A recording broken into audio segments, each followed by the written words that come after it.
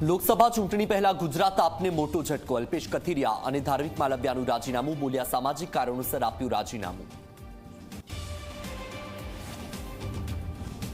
ગાંધીનગર લોકસભા ક્ષેત્રમાં અમિત શાહનો પ્રચંડ પ્રચાર. સાણંદ કલોલમાં ભવ્ય રોડ શો. શાહ બોલ્યા, દરેક બેઠક પર જીતની લીડમાં થશે વૃદ્ધિ.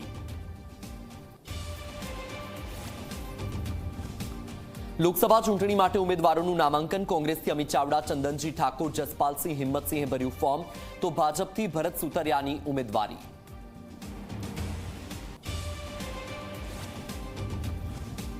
કચ્છમાં સતત બીજા દિવસે અનુભવાયો ભૂકંપનો આંચકો. બપોરે 1:37 કલાકે 3.7ની તીવ્રતાનો ભૂકંપનો આંચકો. ગઈકાલે પણ 2.8ની તીવ્રતાનો આંચકો અનુભવાયો હતો.